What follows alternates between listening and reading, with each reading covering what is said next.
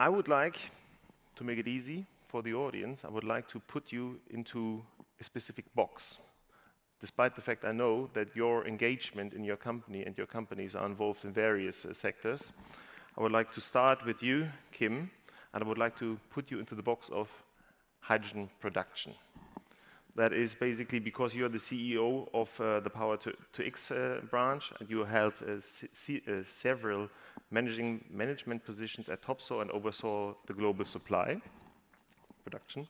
You joined Topsoe in 1999 and are with the company that engineers and sells basically catalysts and supplies and electrolyzers. And you have a master's degree from the chemical engineer from the Technical University of Denmark. Maybe you are the first part of the value chain, hydrogen production. The first question to you.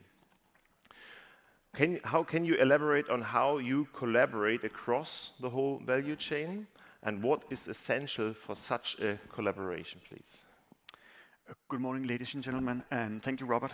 First of all, I have to say that I'm not very comfortable being put into boxes, but okay, for this morning, let's float with it. In Topsoe, we are one of the leading suppliers of PTX solutions globally, with a very strong focus on electrolysis. We are cautiously optimistic about the position in Europe. Optimistic because we believe that we cover the entire supply chain. We have some of the most amazing solutions available globally with the companies that exist in Europe. We are a little bit cautious because we see that there is a lack of transition from good intentions into actions. If we take final investment decision and compare Europe, North America, and Asia, we see a roughly 2% conversion in Europe. We see a 10% conversion in US, and we see a plus 30% conversion in Asia, specifically in China. That's super concerning because that means that we are basically going to trail behind in Europe if we don't do something. And that's why we believe that it's so important that the governments in Europe, they understand the strategic importance of what we're trying to do here, and that it needs to happen early. Things that can kind of make this happen, like the carbon contract for difference, is super important to make us move ahead, to make all of us move ahead, to make this aggregated supply chain happen. But it's not about just one or two things. There are many things that needs to happen. We need to make sure that non-price criteria gets worked into hydrogen banks, gets worked into when we make decisions in Europe, because it strengthens the entire supply chain. Topics like innovation, making sure that you pick the most innovative companies. And we're not only talking about innovative in terms of what we do in Topsoe, but also about the suppliers of the electrons, the infrastructure suppliers, the final users, the off-takers, the engine manufacturers. The ones that basically lean out here in the beginning, they need to be supported. When we, for example, made the decision a couple of years ago to make an investment in the world's first and largest electrolyzer manufacturing facility in Denmark, we were basically leaning into something that we did not know how large the market is. But that's aligned with the Net Zero Industry Act. If the players don't lean into this, it's not going to happen. And it opens up tremendous possibilities for all of us. Now, having the pleasure of being back here in Berlin, I can't help to mention that the fact that we are working with several German companies to look at, are we able to reskill existing infrastructure in Germany, taking all the fantastic competencies that sits in the ice industry here in Germany. A lot of that it's actually fairly easy to reskill that and use that in the energy transition space. So you see, you need to think all the way from innovation in the beginning until the workforce that's actually going to make this happen. And you need to make sure that the governments incentivize the companies that lean in. Thank you. I think a very strong kickoff. Coming to our next speaker, Urban. You are a member of the management board of EWE since March 2018. Before that, you worked for long range for distribution operators. Basically, you have been the deputy chairman of the management board of TSO Tenet from 14 to 18. And before that, you have been working at E.ON Nets. You are a physicist by training, and you have a PhD in applied physics, basically a man who knows what he's talking about. Your introductory statement was that hydrogen is a key for the energy transition, and to stimulate the necessary investments, we heard from Kim that this is required, the industry and politicians need to act hand in hand. So basically, speed is essential, as we are not alone in this world, and we are in competition. So basically, what challenges do you face if I stick with my model and put you in the transportation and storage box? Apologies for that. I know that EWE has a wider range of services to offer. Maybe you can correct me and tell to the audience a little bit about you and that question. Yes, thank you very much. I will do indeed. So hello everybody. EWE is a fully integrated utility.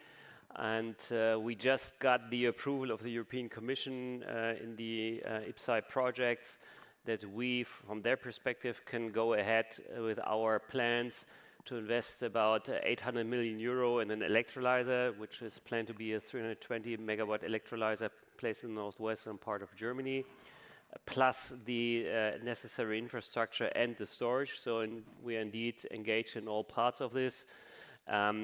Why do I think that collaboration is so essential in this stage of the hydrogen business? It's not a mature business with the kind of market, well-established market. So what we need at the beginning is that all parts of the value chain work together.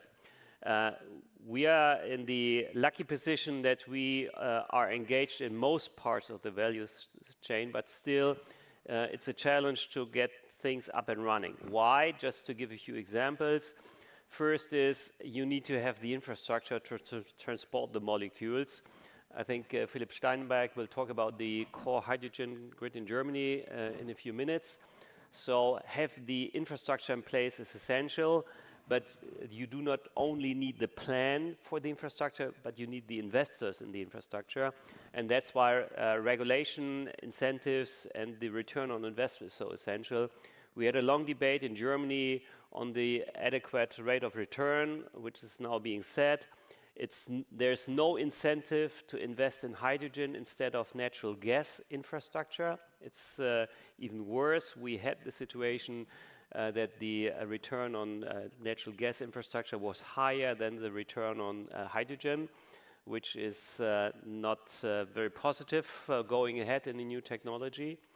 Second, we see the challenge on the collaboration side, on the off-taker side, where our off-takers asked us, when can you start to deliver?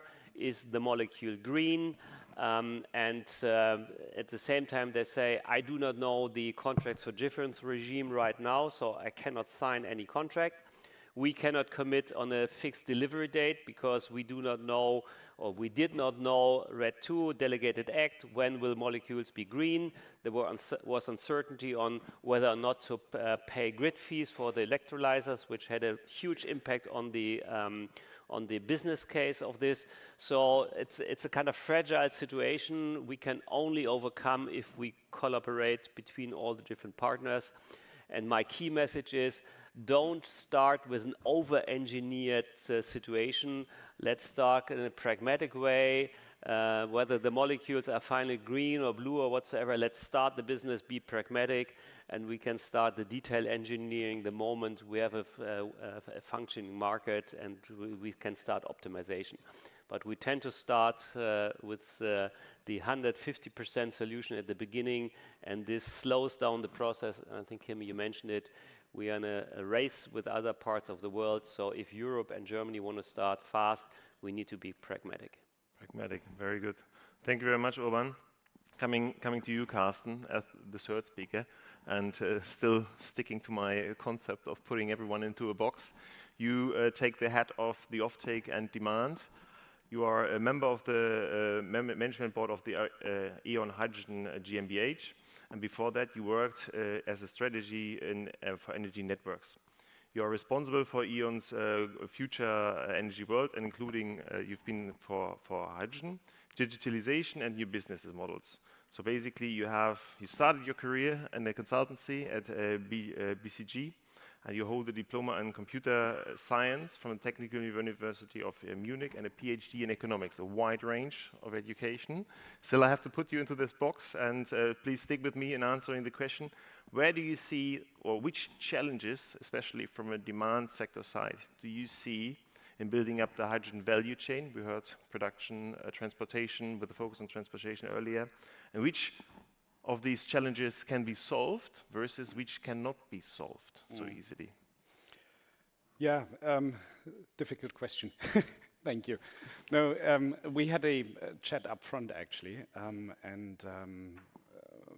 so the question was, E.ON is doing hydrogen.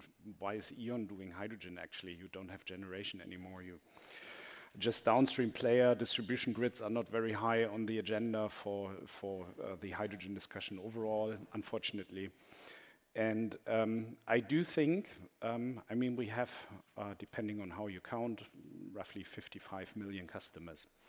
And I refrain a little bit from calling them off-takers, because actually it's the customer that matters, and they have a problem. They need to go through the energy transition and do that in a way that they are still competitive. I'm looking at industrial customers predominantly, since also in the distribution grid we have 38% roughly industrial off-takers actually. So our customers are at the heart of the energy transition, and they need a solution, and very often the solution is hydrogen. And we need to find a way to enable them to use that hydrogen, and that we can only do together with all partners, midstream, upstream, etc. But in the end, it will just fly if we find a way to bridge the gap between natural gas price, CO2 price, on the one hand side, which is a current cost structure, and hydrogen in future. And at the moment, it's a huge gap, actually. So if we don't manage to do that, there are just very few opportunities for these customers. They can leave Europe, which a couple are doing, actually, going to the US, going to Asia. We see a couple of specialized customers that can pass on higher cost to their consumers, or to their customers actually. But this is basically the heart. So to take everything away from the whole hydrogen discussion, which is very complex and many things. I mean, you realize that when you get LinkedIn requests to speak about AI and blockchain in the hydrogen economy or something like that, that's not the problem. The problem is a very simple one. Can we earn money in the hydrogen economy? And if we answer that positively, then we'll have a business case and the whole economy will unfold. And that, of course, helps our customers to go through the energy transition. So I'm very happy to be in that box, because I think that's really where the music plays. That's really where the core questions are answered. It's with the customers. And I also think that it just works in collaboration, because we need the best prices, best technology, etc., etc. So being in the box, but also thinking out of the box, yeah? Yes. Thank you. So maybe I would like to introduce the audience to this first round of questions with a question to the audience. You've heard about production, hydrogen transportation and storage, and demand. Just give a gut feeling, an answer to the question, which supply chain sector faces the most challenges? I will be very pleased if there is a lot of participation, so we can have a representative answer. Transportation leads.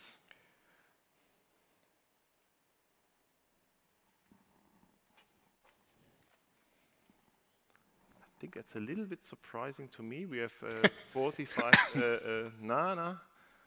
So transportation is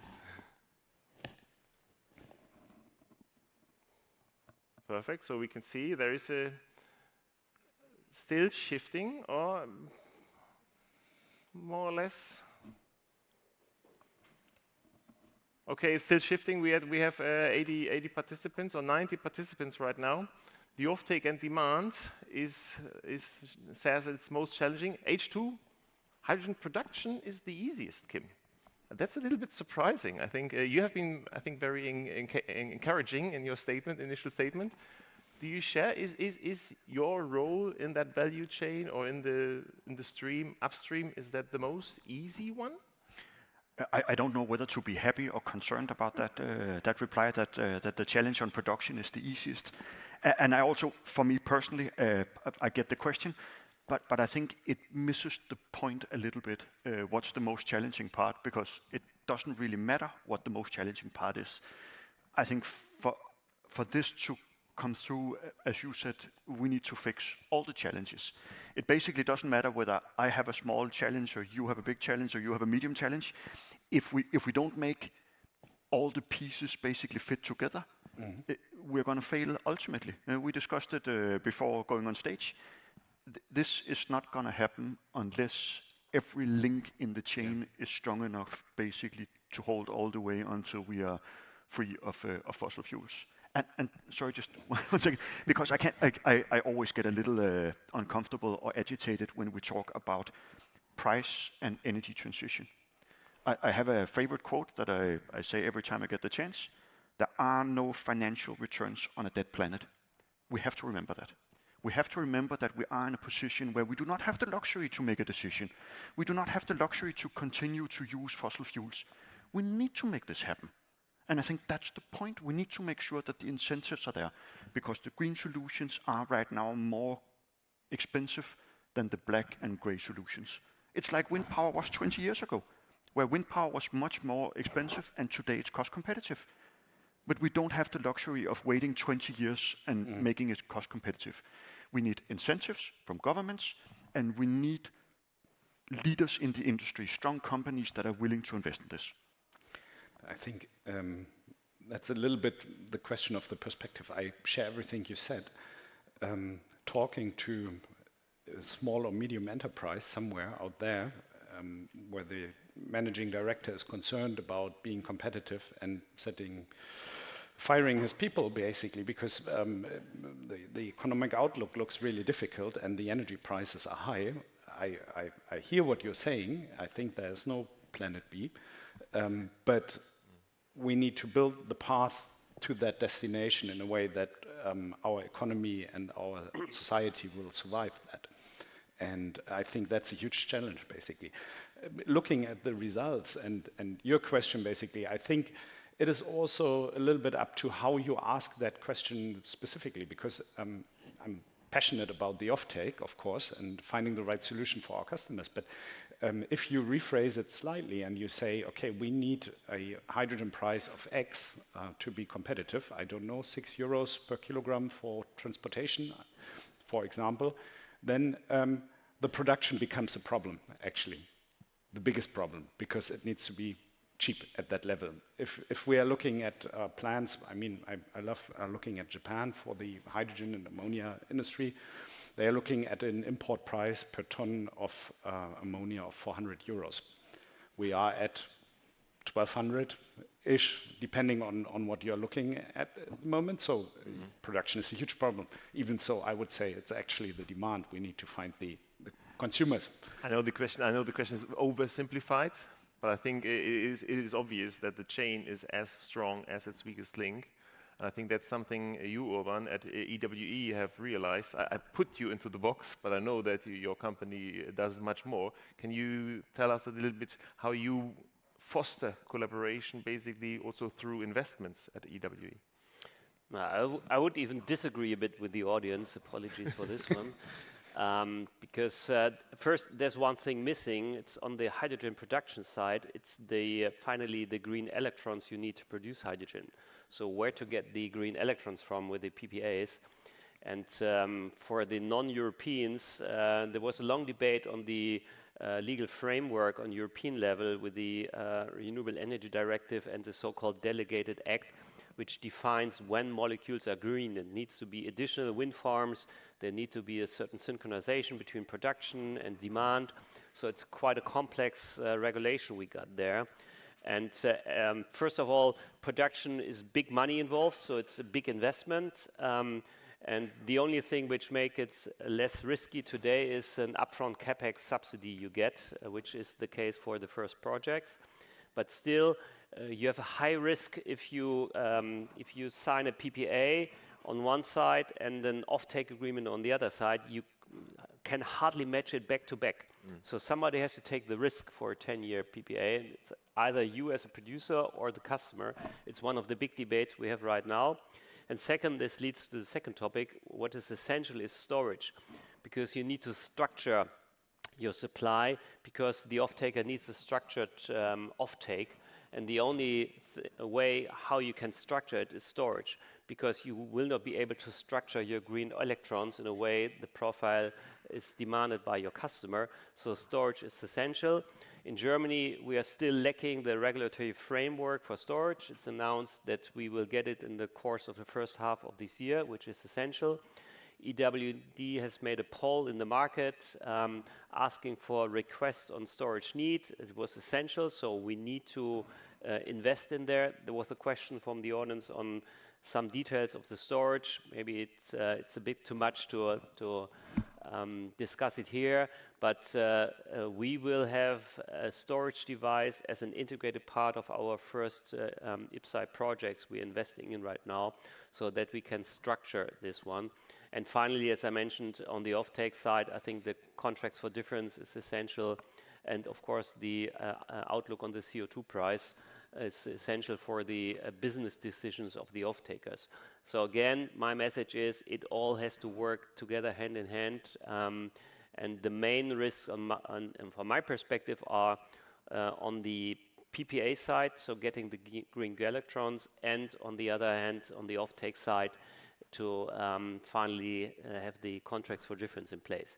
Finally, to get the permit and to build a technical device like a production unit is something I think we will manage, and I wouldn't call it easy, but I think it's obvious that the whole political environment, regulatory environment, legal framework seems to be more complex than setting up a technical device, which sheds some light on our bureaucracy and way of dealing with this as well. So this is my view on the different parts of the value chain. Thank you. Maybe different parts of the value chain, but maybe also going now horizontal into the broader discussion with hydrogen derivatives. Kim, your company is very much active in ammonia. We heard already different prices from Japan to Europe. But where do you see that collaboration across that sectors basically horizontally makes sense? But it's similar, right? Why we like to refer to the sector or to the solutions as PTX, and the simplest of the X's is hydrogen, and hydrogen has its place. We are also a firm believer that ammonia has its place as a derivative. You can even look at ammonia or any of the other derivatives, methanol or sustainable aviation fuels, as energy carriers. It's basically a way to carry the green electrons you just discussed into wherever we need the energy. But it's the same challenges. We need infrastructure to transport the ammonia. We need infrastructure to produce it. We need the infrastructure. We need engines or gas or turbines that can run on ammonia. It's the same problem that we face across. And I like your point that it's a little bit of a conundrum, that we end up in a situation where the smallest problem is actually the technical solution that we have to apply. Imagine that we have to transform an energy infrastructure that we have spent, 100 years constructing, and everybody that knows something about it says, it's doable, we can handle it, it's not the biggest problem. The biggest problem is actually the legislation and the fact that we are pushed to be price competitive from day one. Those are the two main challenges, and that doesn't matter whether we talk hydrogen or methanol, sustainable aviation fuel. I do also think that we need to look inward a little bit, look at ourselves as individuals and at our companies. How many of us put demands in our own companies? The thing about start small and think big. How many of us put demands on our companies that we travel using sustainable aviation fuels? How many of you have that in your company policies? How many of you think about the carbon footprint of the new car you go out and buy, or your jeans or the sneakers? I'm sure that your teenage kids, they do, but how much of that responsibility do you take upon yourselves, and how much of that responsibility is basically depicted in the companies that you represent? I think we can do a lot on a much smaller scale and not make it into a too complex problem. Thank you. I see that the range of question is filling up. I think given a little bit attention to the audience, and looking at the first question, I would like to draw the attention here. How far is the technology when it comes to storage? I would think, Urban, that's more or less your merit. Yeah? It's a quick answer. It's solved. We have underground storage in operation with hydrogen being stored underground, and this is no more a matter of technology. So it works. Perfect. Maybe yes, but. Looking from the customer side, if we are looking at refueling stations, for example, or other ways of applying hydrogen, I think there is still some way to go, because the decentralized storage is actually something which is a major cost driver in many solutions. You need to transport, last mile transport, where you don't have hydrogen pipeline infrastructure. And if you had it, the quality wouldn't be sufficient for fuel cell applications, for example. So there is still something where I expect some developments in future. Methyl hydride storage, for example, is something that could be an option on site for a certain category of applications, but also looking at the pure trailers. I mean, the capex for such a trailer is 800,000 to $1 million for a ton of hydrogen. And if you store that on a refueling station, it drives cost up substantially. So I think for the big scale grid storage, I'm with Urban. I think that's solved. But for many of the smaller storage applications, we do need more breakthroughs, actually. Technical breakthroughs, or Yes. rather economic? Yeah, it's technical and economic. It's a combination of both, I would say. Okay.